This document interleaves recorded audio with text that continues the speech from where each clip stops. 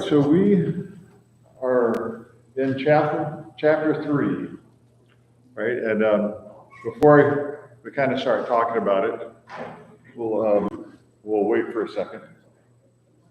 But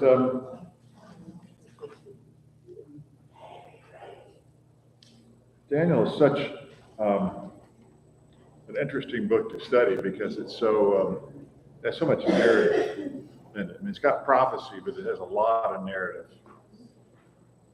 about things that happened and really interesting. It's a pivotal book and really in the world, you know. So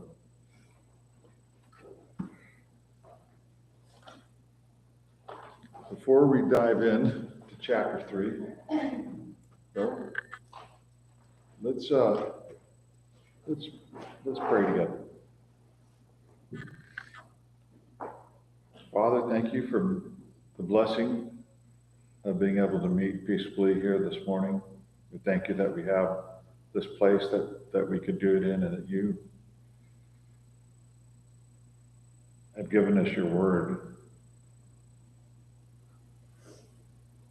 You take great pains to show us who you are, and we pray as we look at this account of your servants at that time in the great world empire at the time of Babylon. Help us to see as we look at this, to see what you need us to see in it, and to see how much you care for us through the great care that you have made your plan, that you've formed your plan and worked your plan throughout history. Thank you, Father, for showing these things to us. In Jesus' name, amen. So we read the first part of chapter 3, and Nebuchadnezzar makes the image of gold, right? Whatever the image is it a statue of him or their god, whatever? They so it's 90 feet tall and 9 feet wide, so it's kind of skinny, you know, but he makes it, and he has, so this, just look again to see who he has there. He brings in satraps, administrators, governors, counselors, treasurers, judges, magistrates, and all the officials of the provinces, and he calls them all in to the dedication of this image, right? And we talked about how in the last chapter, we don't know what the time frame is. It would be interesting to know that, but we don't know what the time frame is. So he had that vision that God showed him of the statue with the golden head, and then it changes materials as it goes down. And it's not all gold, but Nebuchadnezzar wants it to be all gold. He wants this kingdom to continue, right? So, and which is, you know, kind of natural, but God showed it to him that it was not going to be like that. And he recognized, let's just go back to the end of chapter 2, just to remind ourselves before we do this. This is Nebuchadnezzar. After Daniel showed him, told him what the dream was, and interpreted it. And then verse 46, King Nebuchadnezzar fell on his face, prostrate before Daniel, and commanded they should present an offering and incense to him, this young Jewish man. Then the king answered Daniel and said, truly your God is the God of gods, the Lord of kings and revealer of secrets, since you could reveal this secret. So that was, Nebuchadnezzar says that, right, at the end of this. How much time has passed between this event? We don't know. So he builds this image of gold and brings all the higher ups in so they set it before it, and he has his herald say that when you hear the sound of the instruments, you're going to fall down and worship the gold image that Nebuchadnezzar has set up. And if you don't fall down and worship it, we're going to cast you into the midst of this fiery furnace. So,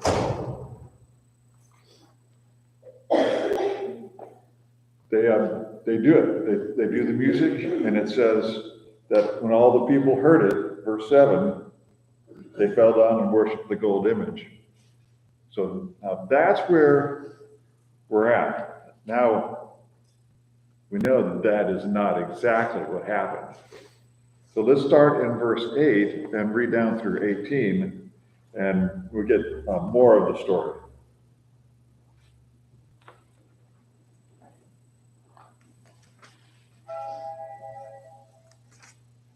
Therefore, at that time, before we start reading this, we're going to do our 3 questions, right? So keep those in your mind of what's going on at this point in these 3 men's lives.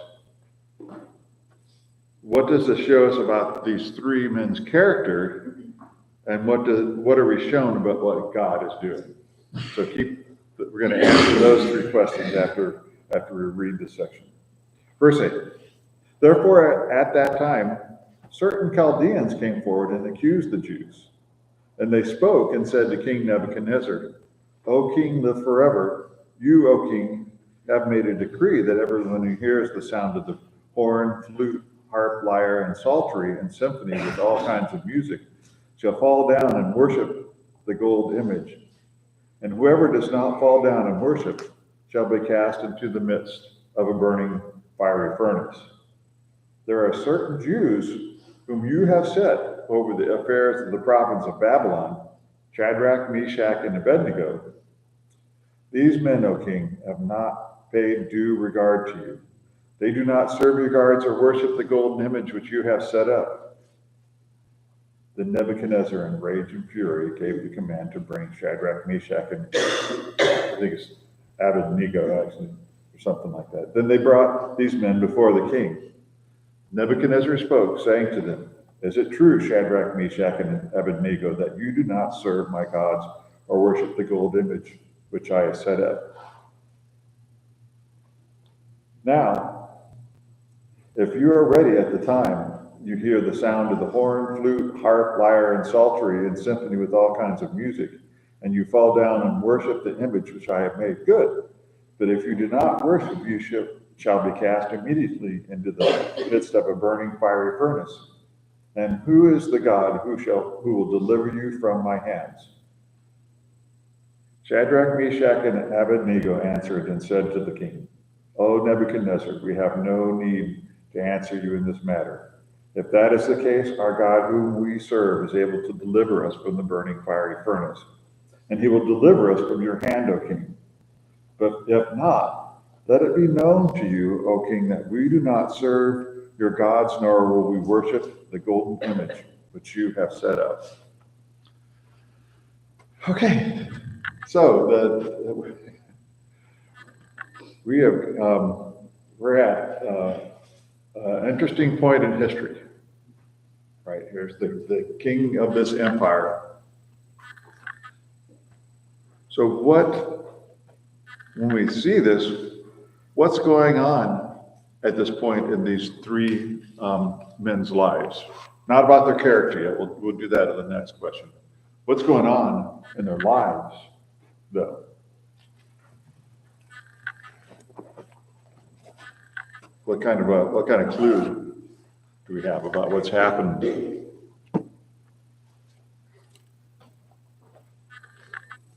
Good.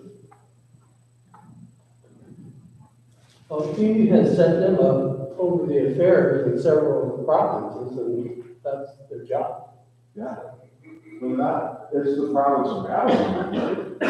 So Babylon, I think, was Daniel, wasn't it?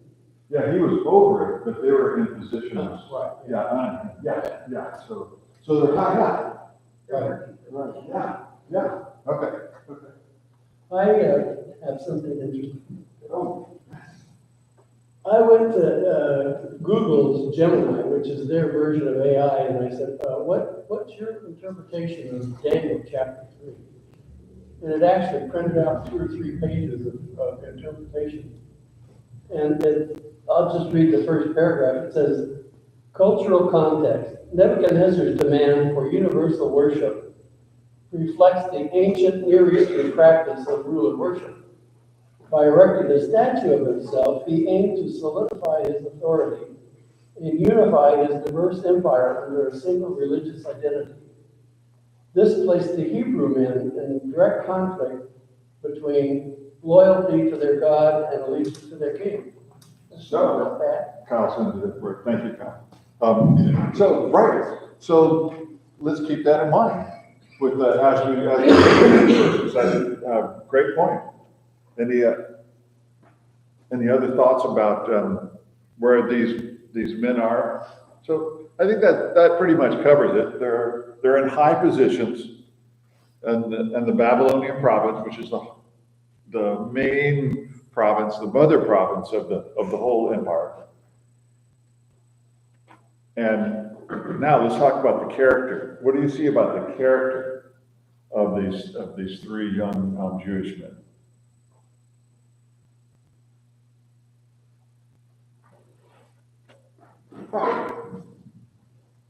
Back, and then another. Loyalty to God. Excellent. Yes. Very loyal to God. Dee? The same thing, yeah. Their character is faultless. Sorry, say again? Their character is faultless. Yeah, right. So they have strong character. Michelle? I had also noticed that the way their attitude was, they seemed very calm in their approach to when he was the king Nebuchadnezzar, even with them, it's like they were, oh, whatever.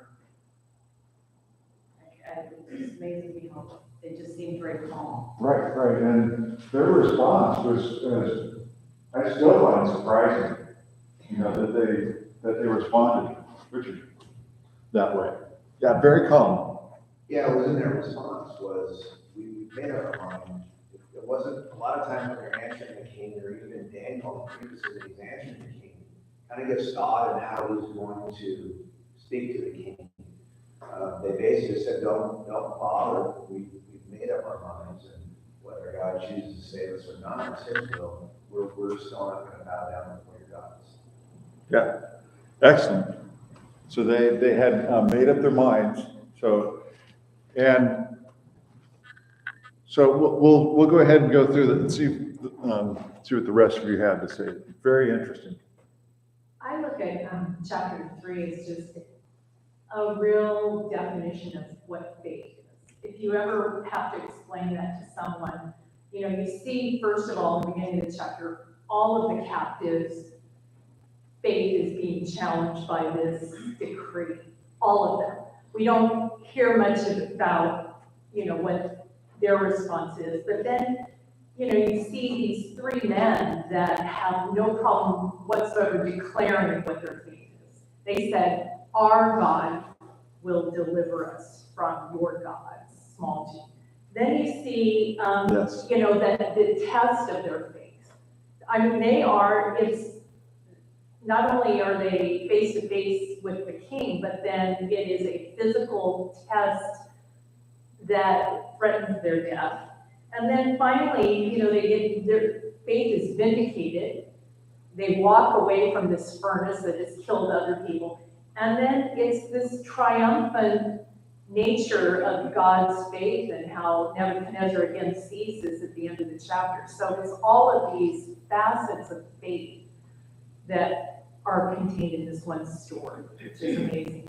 So really a chapter of faith. Yes, absolutely. And Dee?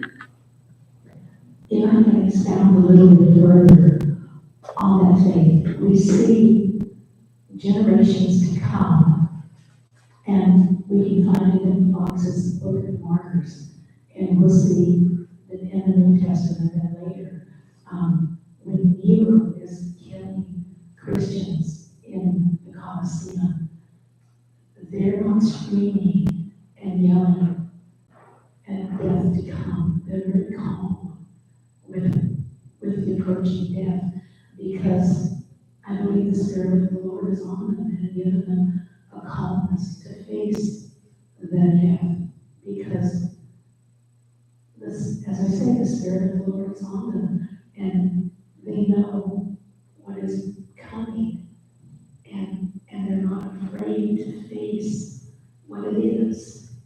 And so neither are Meshach, Shadrach, and Abednego. They know that if they do die, they have eternity to face him.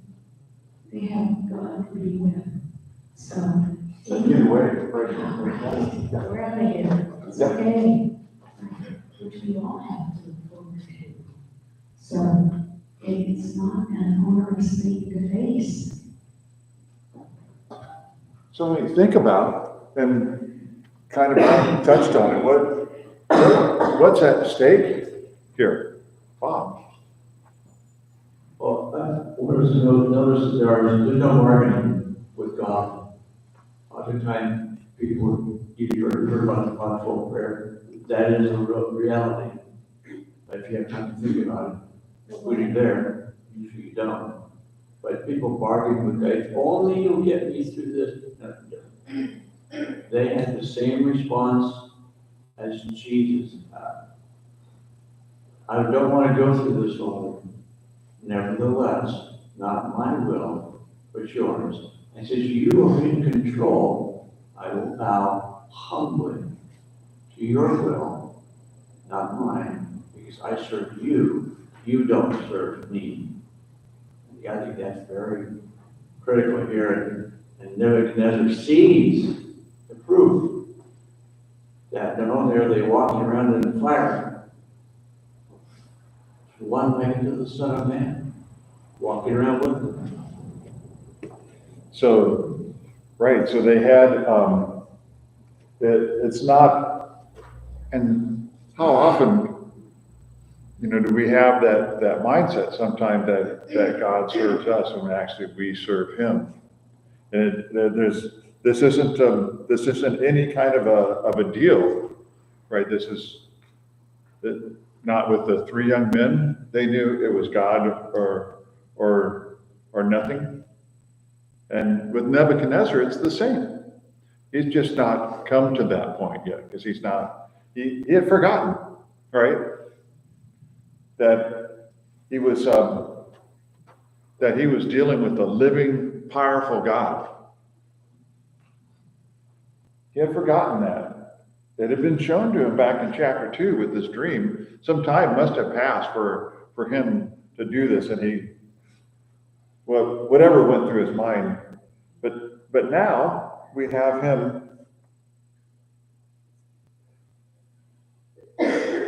verse 13, whenever this is brought to him, right? Well, how does he react? Well, he reacts in rage and fury. So why is that? Why is Nebuchadnezzar? Because of what's at stake here, and I think because of what you read shows that of what's at stake. His ego. Say again. His ego. His ego. He's very egotistical, and there's a reason behind that ego, because it's everything's at stake, right? The Bob and then Tony. It's his, I think you just mentioned, it's his power. You can't have anyone in the empire say, oh, no, you don't know what you're doing. He has absolute power of life and death. And he needed to make sure that everybody knew that. He couldn't back down. He didn't have a choice. Yeah. He put himself into the corner. He did. He painted himself into the corner because he put all of this. He brought everybody in and built the statue and had the whole thing choreographed and scripted out. And, not just, a little bit of music, but a lot of musicians, and it's a big deal. And then you have these three young Jewish men. No, we're not. Yeah, obviously, it's powerful to say it, and, being able to order people around and bow down and worship is make them feel as though he's over everything. So, put it in check, put it in check as, okay, go to the purpose and see who has the power to save these three men, and he said, well, I will, I'll go in there. And everybody, all the other people see what happens, it's like, oh, maybe they're because it's not the most powerful person here. Maybe it is the true God, the living God, that we don't see.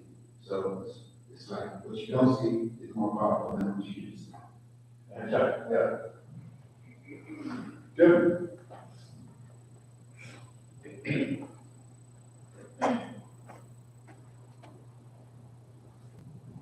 A couple of things. It struck me that it said Nebuchadnezzar was in a rage. Now, in the previous chapter, he just sent people out to start killing all the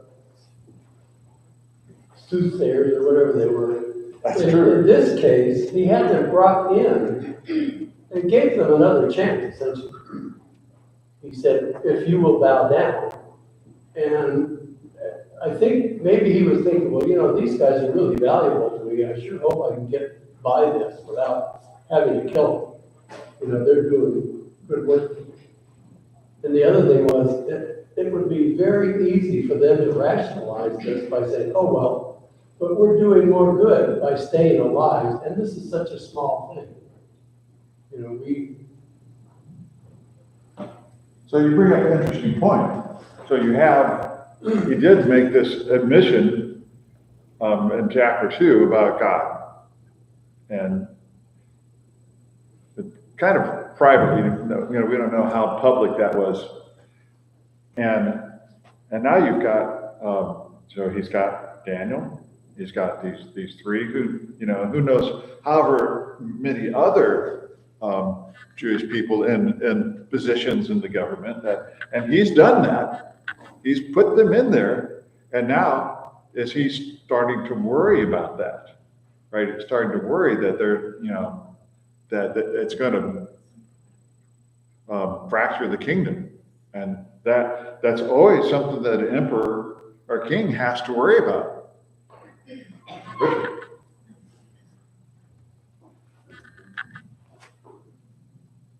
Well, yeah, because when you think about it, at the time, Babylon was it.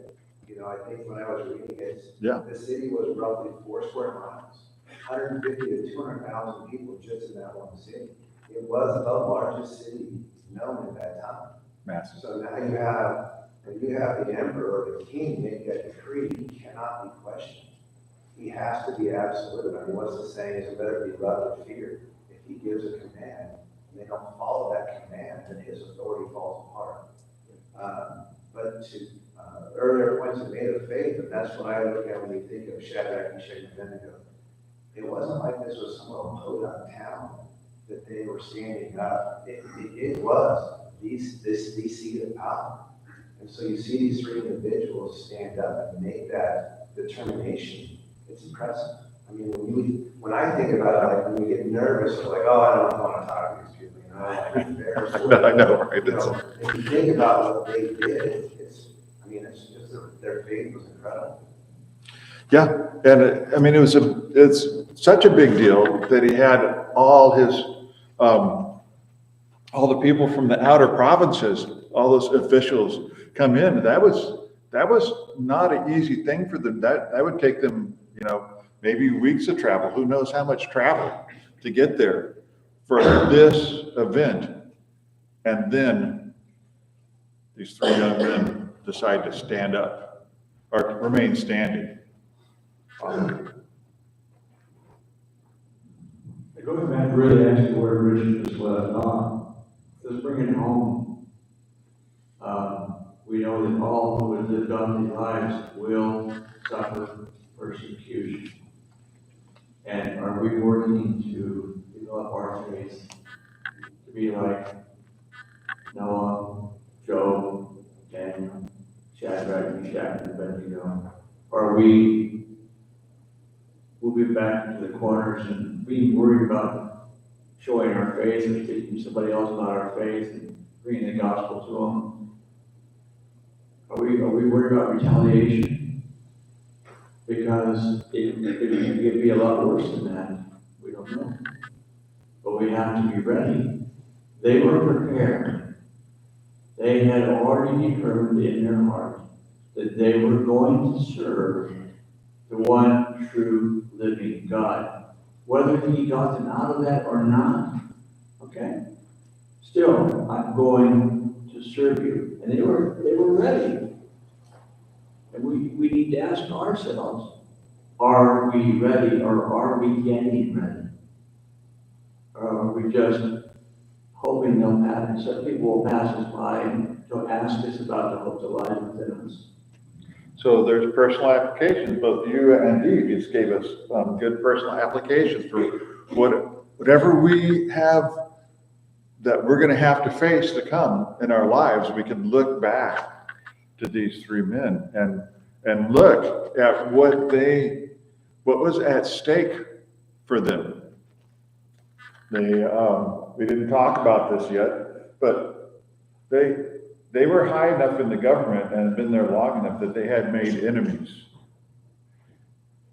And these Chaldeans, as soon as they saw them do it, they went running off to the king, right? And they're pushing the king's button. Oh, they didn't pay you the regard that you deserve. They don't serve your gods. They didn't worship the image that you set up.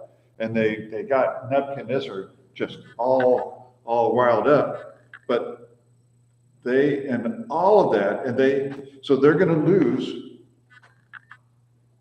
their lives, then lose their position, and they know the effect that this is going to have over all of their countrymen, their fellow Jews that are here and the empire.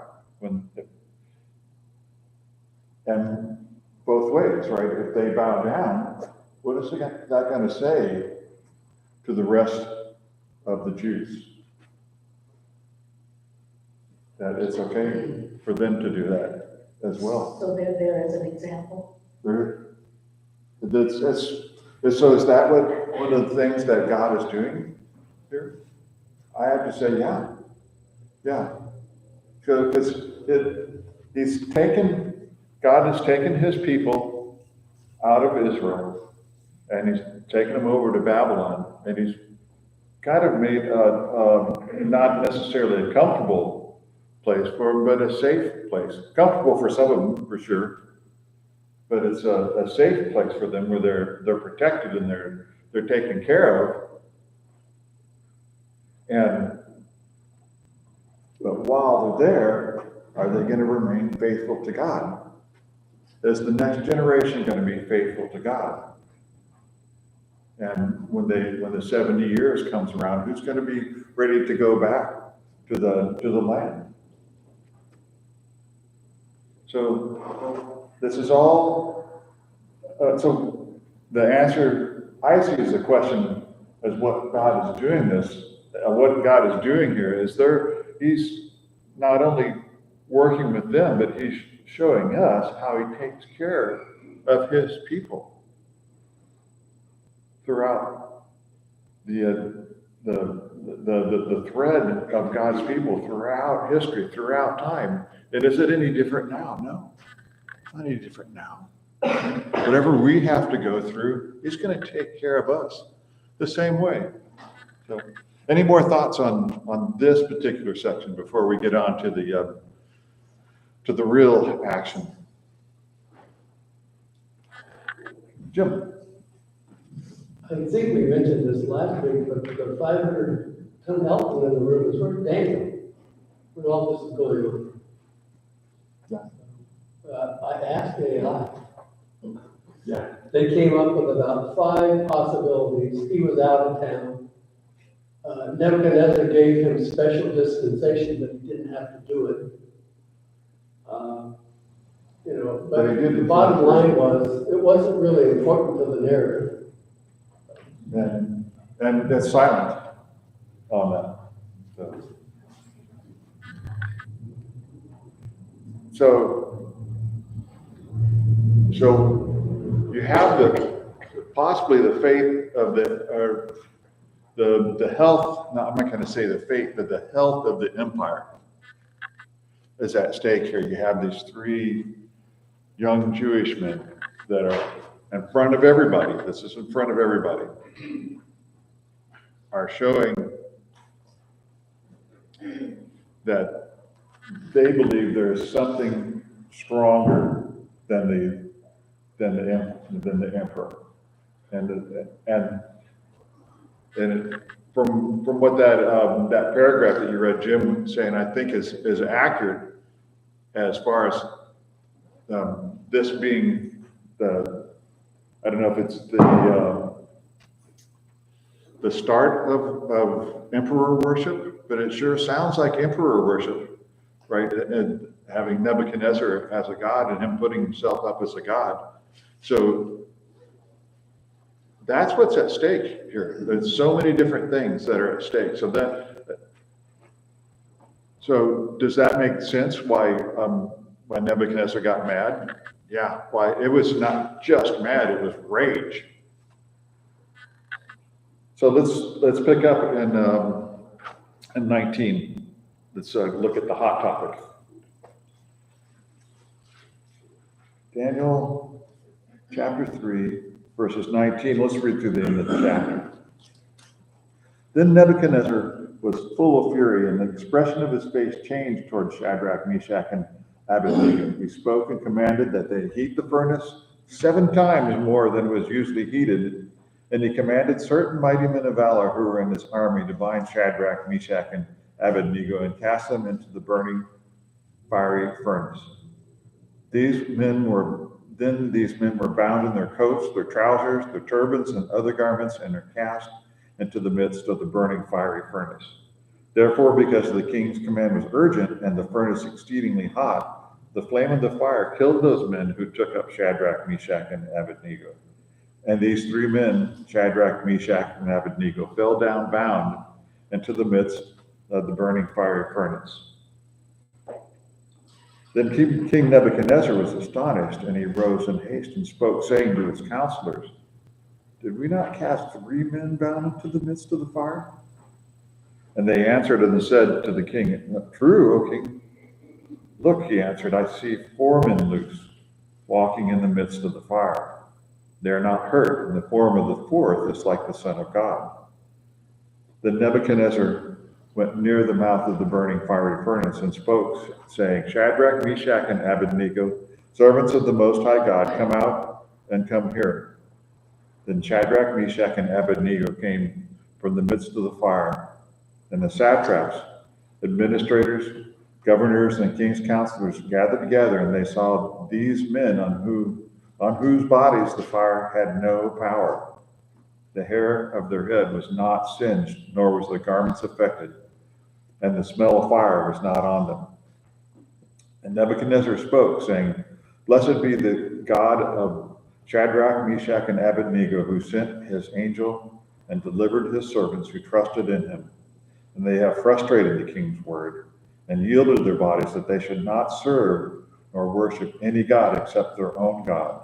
Therefore I make a decree that any people, nation, or language which speaks anything amiss against the God of Shadrach, Meshach, and Abednego shall be cut in pieces, and their house shall be made an ash heap, because there is no other God who can deliver like this." Then the king promoted Shadrach, Meshach, and Abednego in the province of Babylon. Okay, so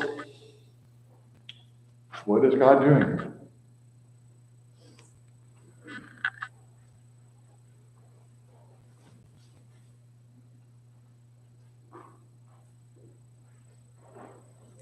Doing a lot, isn't it, Pat? It's to show Nebuchadnezzar that he is the God of all gods. God is far above his small gods. Right. So, Ellen has her hand up in the back there. So, yeah, and beyond the shadow of a doubt, there's no question. Ellen? Well, I thought, again, about when Jesus was here, what was the purpose of miracles, which that was certainly a miracle in the fire. It was to show who he was and that God was true and to help him to be faithful, to become faithful. That's the purpose of miracles. Yeah. I think that's the same thing here. And definitely, so the purpose of the miracles is to confirm the word, that confirming that who was bringing the word is as from God. And so what Shadrach, Meshach, and Abednego were doing and representing God and what they said, God upheld that. And, you know, what just blows me away is that did you look at how it talks about how they were bound? You know, it wasn't just like a few ropes. You know, what does it say? They were bound and they had their coats and their pants and their turbans and their other garments. They tied them up with all of that, and they throw them in, and then he looks in. They threw him in bound, and there they are, walking around. Right? Thrown in bound, and now they're walking. Yeah, this is one of the most powerful stories in the Bible, I believe, to bring people to the fact that there is power that great. You know, the guys who took them to the furnace were destroyed. So that goes to show how high it was. It was just amazing, you know, and that changed a lot of people's lives around at that moment. And then Nebuchadnezzar yourself, it's like, well, I better God answer their time. And like I said earlier, he got where he was so headstrong, those dreams he had, he must have forgot about how powerful that God was that they introduced him to. I mean, to Daniel, God. Yeah, you forgot how powerful. Yeah, and you only remember the golden head part. Absolutely. Right. And he had the mighty men that threw them in. They were the mighty men of valor that threw these men in, and they died because the furnace was so hot. So that, Ron has his hand up. That shows you that the fire was deadly. And isn't that we're given that it's not like this is a fire that it's not really going to kill somebody. It kills the men that actually throw them in, but they're not taken. Ron. Yeah, that part right there,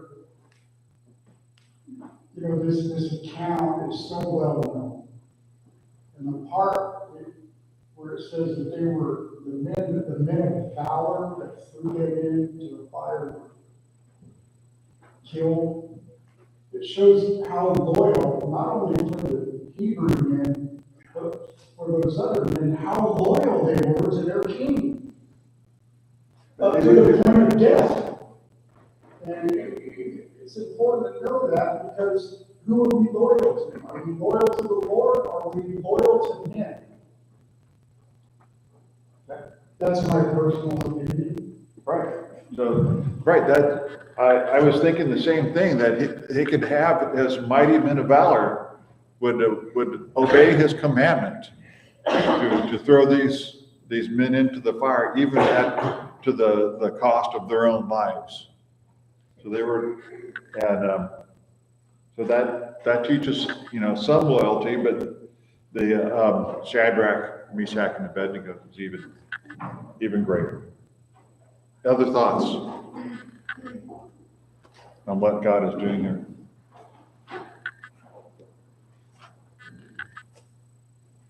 This is occurred to somebody else other than me. But in that culture, when someone survives like that, or is elevated like that, because all of a sudden they've been thrown in this furnace, they say, okay, throw us in. Our God will take care of us regardless. Come out. And at that point, the king probably is not ever going to touch them again. It's much the same with Daniel during the time of this empire. Because he's shown that God will make a way for him. Not that he has a magic force field around him. You gotta leave those in society, these kinds of society, you leave somebody like that alone so that their God doesn't come down and get you as well. Well, I'm going to chapter 4. And then, but he does make that proclamation at the end of chapter 3. Carrie? With the force field comment, I think that's just spot on, because we know in a few chapters in the lion's den, Daniel says God sent an angel to close their mouths. There's clearly an angel, it says in verse, when they said, who's that fourth person? They said an angel of God. And then I think David says it beautifully in Psalms 34. He says, the angel of the Lord encamps around all those who fear him and delivers them. And that was the purpose of these historical events. Daniel and his men, his friends, are preserved for a reason. And it's historic, and it shows the most adamant skeptics of God come around. And one of the powerful emperor at the time came around, and so that's one of the things God is doing. He's working on Nebuchadnezzar, isn't he? He's got Nebuchadnezzar in his sights. And so how did this work for other kings that God did this to in the past? How did that work out? I'm thinking of one in particular. And Pharaoh is who I'm thinking of. And how did that work? So God showed him strong proof, right? And what did Pharaoh do? He hardened his heart and looking and destroyed his country. Oh. That's just a nice. Oh. Yeah. Yeah.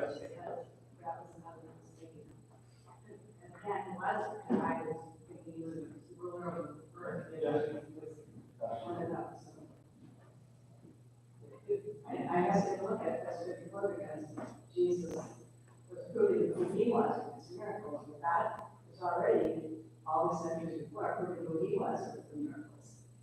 And he was proving it before Jesus came.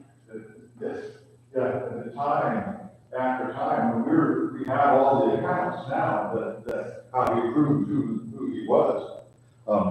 Throughout, the centuries, the millennia, and God's been very good to us to show. And this is to show us who he is, and that he's active in this well, it's really about Jesus, right? Because he's bringing his remnant along, but Jesus comes through these people. So he needs to absolutely protect them. Bruce. Just one other observation, and I could be wrong on this, but it just seems like to me, when I look at this picture of the raging fire and the men going up and tossing into the fire, I don't think, speaking about the warriors, their death was not an accident. He knew, yeah. I don't believe they perceived it was a big threat to go, even though the fire was hot, they didn't believe there was a big threat to go from these guys into the fire. But I think God makes a tremendous impression by showing that the fire was so hot that these men didn't even go into the fire and they were killed, probably by God. Yet God's people walked safely out of the fire. So it makes it God saving those three men even bigger than it would had we had not given them that account of those mighty men being killed. Excellent. Bob.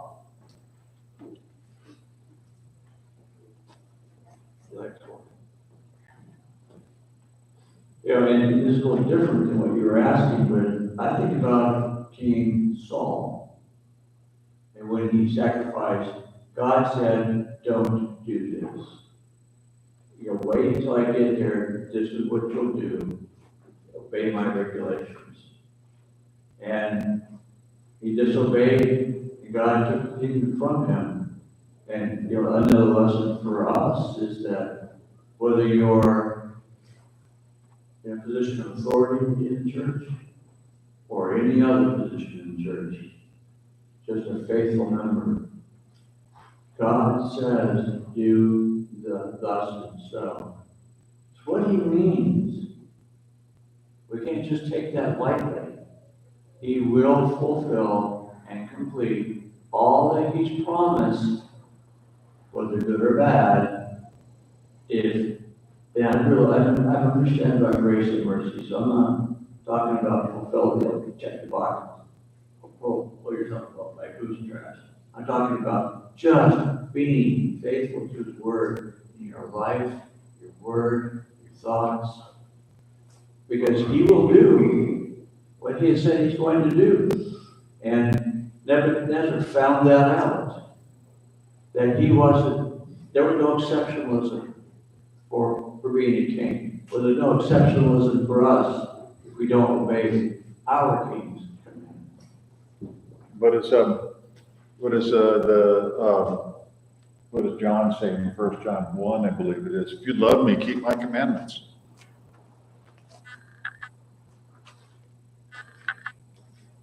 All right, we're almost out of time. We pretty much are. Any other personal applications that we can get from this before we close out?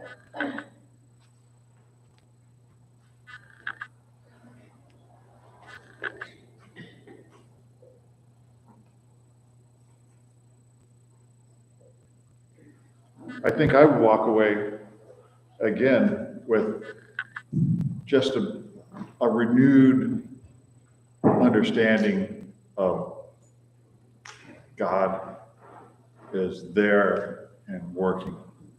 And we see it there. We see it in this account. Is he not working now? No, he's working now.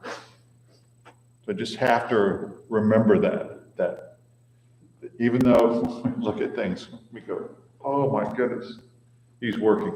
He's working. Every single one of us, every single person on this earth, he's working. Wow, that's good. So I think we have to take into consideration that God raises up nations and he takes down nations. And when a nation no longer fulfills a purpose that he had for it, then it leaves. We are no exception. There's no other country on earth that is an exception. But I think Americans think that we're safe, we're secure, and there's too many people walking away from God right now.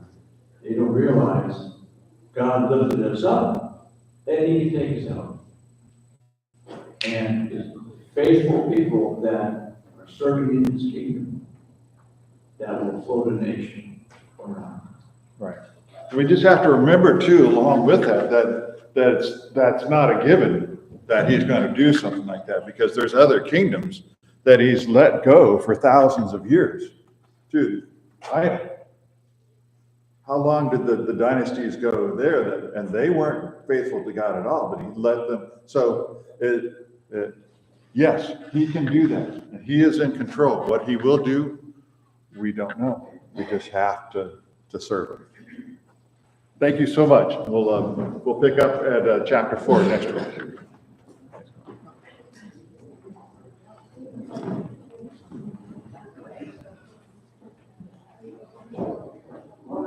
I don't know. Thank you. Robin has any slides. We'll find out. Here he comes.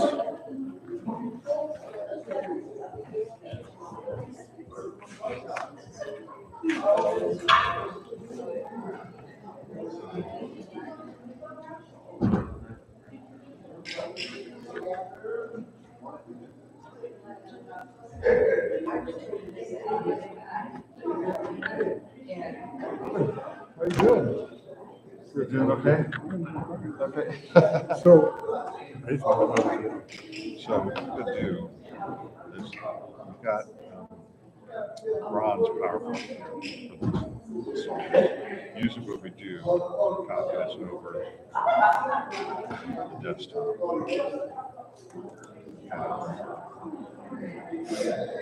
Fill this column here, so we don't get confused. Those are all Matthew. So there's that. Make sure that we eject this so we don't corrupt. Ron's USB, thank you very much. And then you got a USB there? She, I think it's more stuff. Okay. She copied it all. All right.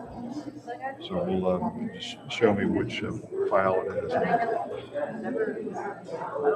Or if you just want to take it and copy it over to the desktop. There's black slide, put these slides between the two. No. Got it? You need to. What do you mean copy over to the desktop? So Drag it. So just right click on it.